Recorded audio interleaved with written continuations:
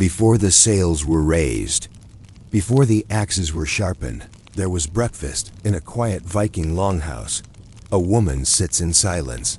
No battles, no feasts. Just a warm bowl of oats, a wisp of steam, and the slow, thoughtful rhythm of Anne. Ordinary morning. Tonight, we won't tell a tale of war. We'll follow her spoon, her breath, and the quiet firelight as we step into a forgotten moment of stillness from a world long ago. Stay with us till the end and drift gently through this soft, sleepy portrait of Viking life. Chapter 1. Before the hearth woke. You might imagine Viking mornings as loud and bustling, clanging swords, sea-bound cries, or drunken songs echoing off the fjords. But in truth, the Viking day often began in silence. A long, heavy kind of silence. The kind of quiet that settles thick inside a dark wooden hall, where cold stones hold the night air long after the sun has touched the mountaintops. In that hush, before any voices, before any steps, one woman would rise. She may have been a mother, a wife, a servant, or all three. And it was her job each morning to wake the hearth in a typical Viking longhouse. The fire never fully went out. Or at least it wasn't supposed to. Through the night, embers would be buried carefully under ash to smolder in sleep. This kept the warmth alive beneath the surface, like a heart beating low and slow beneath a thick fur blanket. If done properly, the coals would still be warm in the morning, ready to breathe fire with just a little coaxing. If not, the task would become longer, smokier, and colder. She'd pull herself up from her straw-stuffed bedding, nothing fancy. Just coarse linen layered with wool, maybe a hide or two, shared with children or others in the household. The air would be stiff with last night's smoke and the chill of dawn creeping in through gaps in the walls. No windows, only the slats of plank and turf and stone holding the outside world at bay. The longhouse had one main room sometimes, two if the family was well off. But it wasn't built for privacy. It was built for survival, stepping lightly so as not to disturb the rest.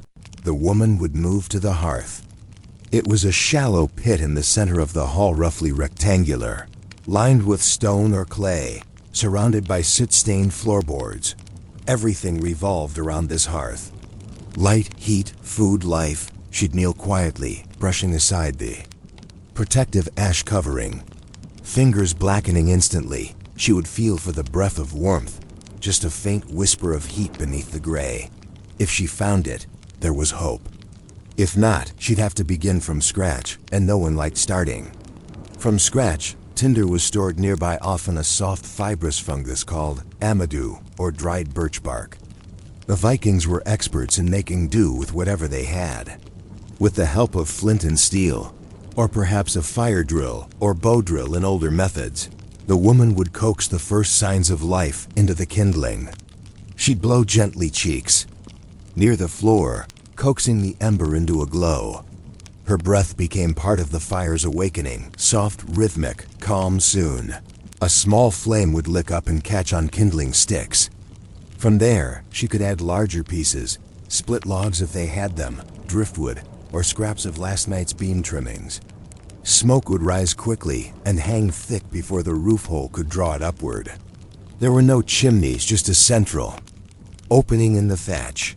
In winter, this hole might be partly blocked to preserve heat, meaning mornings were often smoky, and eyes stung long before breakfast was served. But the fire was the first guest in the Viking longhouse each day. Before words, before footsteps, before gods or kings or chores, the fire came first. Once it was alive, the next task was the kettle. Hanging over the fire, if the family had iron, or balanced on stones if they didn't, was a pot. Clay in earlier years, iron in later ones, if they could afford it. Into this, she would pour water from a bucket fetched the night before from the nearest stream or well. Sometimes it would be lukewarm. Often, it would be near frozen. The water would sit patiently in the pot, heating up as the fire caught its rhythm. There was no rush, no ticking clock on the wall. The day would begin when it began, You might think breakfast followed immediately. It didn't. First came preparation. There were grains to be checked, barley or rye or oats stored in sacks near the back wall, often grown in small fields nearby or traded from neighbors. Dried peas might be added, or a bit of last night's fish stew. Viking breakfasts were practical, not indulgent, still in silence. She might crush a handful of dried herbs between her fingers, angelica if it was in season, or caraway, or juniper. Berries if the last trade had been kind. These added depth to the flavor, and more importantly, they masked the sometimes sour smell of stored food. She might stir the pot slowly, occasionally lifting the lid to let the aroma rise into the hall. This scent, earthy, slightly sour, gently herbal, would become the Viking version of a morning alarm. Only now, once the fire was fully awake, the kettle steaming, and the light starting to pierce through this smoke hole, would others begin to stir. Children first, rubbing sleep from their eyes, then older family members. Dogs stretching, someone coughing from the smoke. Still no chatter. Just the slow returning of life to the longhouse. Some mornings, if the household was Christian, there might be a murmured prayer. But in earlier centuries, the woman might whisper a word or two to the hearth spirit, an old belief passed down from grandmother to granddaughter. A blessing for safety, for warmth, for uneventful weather. The day was long, and most of it was labor. But the moment before, the making of the fire, the breathing of warmth into cold stone, the soundless ritual that repeated each and every day, that was hers. No one praised her. No one likely even noticed. But without her, there was no breakfast, no chores, no morning, just cold. And in this overlooked act, something deeply human resided. The same act had been done across centuries, across households, across generations. From Iceland to Denmark to the Orkney Islands. A woman, a spark, and the promise of warmth, even when Viking warriors are remembered in sagas and stones. These quiet rituals, done by women in silence, held families together, not through myth, but through repetition.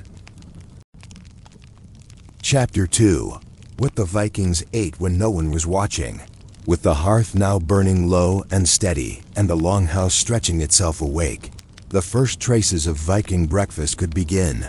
Not a feast, not a banquet spread on long wooden tables, but a practical steady meal designed not for pleasure, but for endurance. The fire pit was already working, warming the air and boiling the water in the kettle. A wooden ladle, darkened from use and soot, would be dipped into the pot, lifting out a taste to check if it was ready. Still bland? Add more salt, if they had it. Still thin? A handful more barley or ground peas. Too thick? A bit more water. From the bucket, cold or not, there were no spices in the way we understand them today. No cinnamon or sugar, but there were herbs. Dried dill, if you lived near the southern trading routes.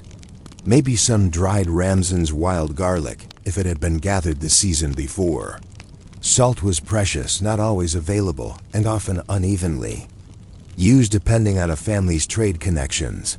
The most common Viking breakfast was something we might call gurt or porridge, made from oats, barley, or rye, depending on local crops. The grain would be soaked and softened in boiling water or thin goat's milk if the household had a goat that gave well.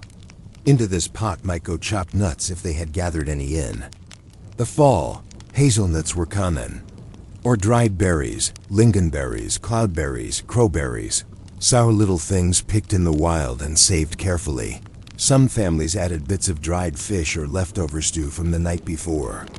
It wasn't breakfast in a separate sense, just the next part of the ongoing effort to stay fed. Children were served first, sometimes with a drizzle of buttermilk or goat cheese on top, if any had survived the night. They sat close to the fire, with small wooden bowls, steam rising into their still sleepy faces. The bowls were simple, hand-carved, used by the same person each day. Not always washed, but wiped and returned to their place.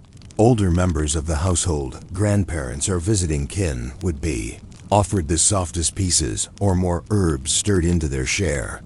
Their presence in the longhouse added to its rhythm, and their stories often folded into breakfast. Once talking began, meat was rare in the morning. Unless the household had slaughtered recently or had dried sausage on hand, it wasn't worth using so early in the day. Most protein came from dairy or dried fish. Herring, salted the season before. Trout or cod, strung up and smoked near the roof beams. Bread was a luxury, and when it appeared, it was flat and coarse. More like a tough cracker than a loaf made from barley or rye flour, often with bits of bark flour or dried seaweed mixed in to stretch the supply. These discs were baked over flat stones or on iron griddles, then left to harden so they could last. To eat one in the morning, it would be dipped into the porridge or stew to soften. The Vikings had no forks. Spoons were common, carved from wood or bone. Hands did most of the work. The spoons were passed down or made by someone in the family, each with slight imperfections, each stained by years of use. As for drinks, in the morning, it was mostly water cold, fetched from a stream or well, or a thin, sour milk. Sometimes there was a weak ale, especially in wealthier homes or during celebrations. Not strong, not intoxicating. Just enough fermentation to kill the impurities and give a little strength for the day ahead. Morning meals were not hurried, but they were quiet. Conversations, if they happened, were low. Tasks were already on everyone's mind. Spinning, weaving, fishing, mending boats, mucking out the animals, checking traps. The meal simply helped everyone begin. In winter, breakfast lingered longer. Because the darkness outside stretched into the morning hours, people sat closer to the fire. The porridge pot was refilled. Bits of bone or boiled grain were shared with the dogs, who knew to wait politely nearby. Smoke still hung in the air, and every cough or sniffle echoed faintly under the high thatched roof, and there was a smell faint, earthy, not unpleasant. The smell of boiling grain, wood smoke, wet wool, and a longhouse lived in.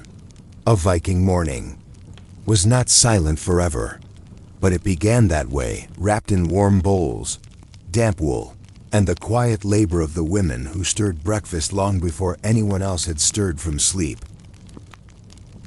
Chapter 3. Signs from the Skillet. Breakfast as ritual. Omen and order. Not every bite taken in a Viking longhouse was just food. Though practical by necessity, the act of making and eating breakfast in early Norse society was also a quiet dialogue. With forces beyond the hearth, gestures shaped by superstition, belief, and centuries of ritual passed down like a well-worn spoon. It began with the fire itself.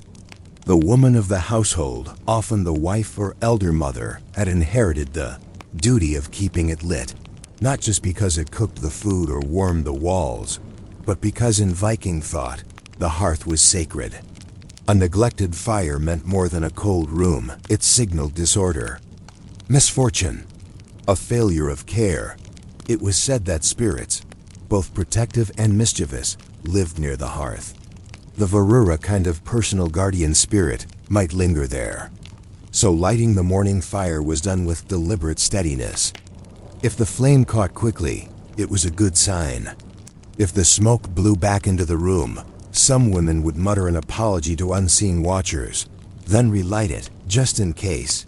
In some regions, ashes from the previous night were left undisturbed on purpose, so a visitor spirit or ancestral presence would know it was welcome.